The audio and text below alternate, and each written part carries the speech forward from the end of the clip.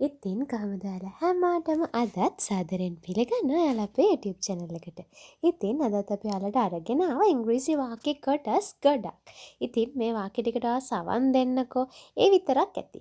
ඔයාලට පහසුවෙන්ම ඉංග්‍රීසි කතා කරන්න ඉගෙන ගන්න පුළුවන් වෙයි. එහෙනම් අපි වැඩි කතා නැතුව ඉක්මනටම යමු වීඩියෝ එකට. ඉතින් වෙනද වගේ ආදරෙන් මතක් කරනවා අපේ channel එක subscribe කරලා නැත්නම් subscribe කරන්න වගේම එහා පැත්තෙන් තියෙන bell icon එක click කරන්න. හරි.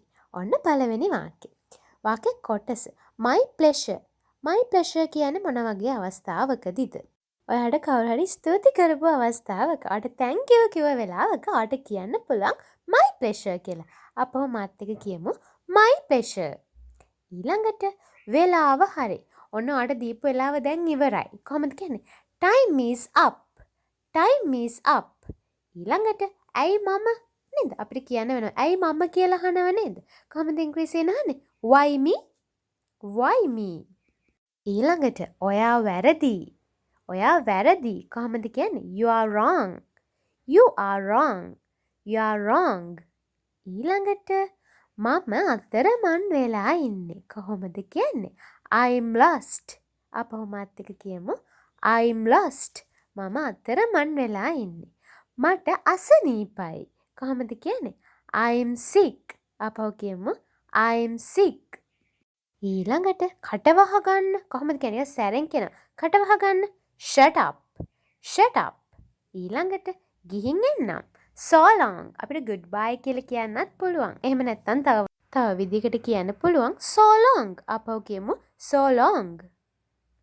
ඊළඟට ඇයි එහෙම නොවෙන්නේ? Why not?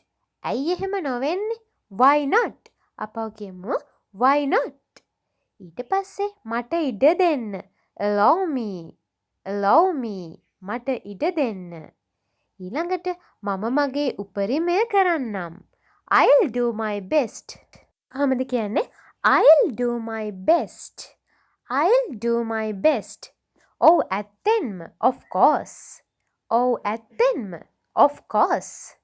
ඊට පස්සේ යනවා යන්න. කොහොමද කියන්නේ? Get lost. Get lost. ඊළඟට විකාර. අපි කියනව නේද? විකාර. කොහොමද ඉංග්‍රීසියෙන් කියන්නේ? nonsense. ඔයාලා අහලත් ඇති. nonsense. විකාර. nonsense. ඊළඟට මගේ බඩ පිරීලා තියෙන්නේ. I'm full. ඊට පස්සේ මගේ පස්සෙන් එන්න. Follow me. ඊට පස්සේ එච්චරයි කියලා අපි කියනවා. එච්චරයි තියෙන්නේ. That's all. එච්චරයි. That's all. ඊට පස්සේ මොනවාද අලුත් විස්තර කියලා අපි අහනව නේද?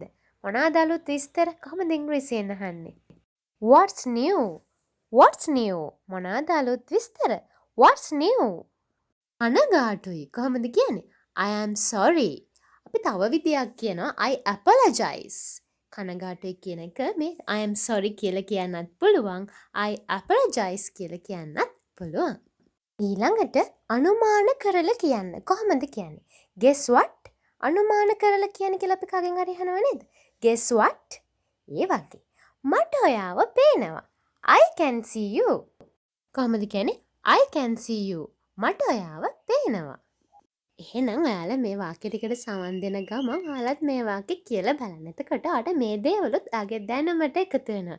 එදිනෙදා කතා කරද්දි මේ වචන යොදලා කතා කරන්න. එතකොට ඔයාලට ඉක්මනටම ඉංග්‍රීසි කතා කරන්න හැකියාව ලැබෙනවා. එතකොට ඔයා ඒ විදියට තමයි ඉංග්‍රීසි කතා කරන්න ඉගෙන ගන්න ඕන.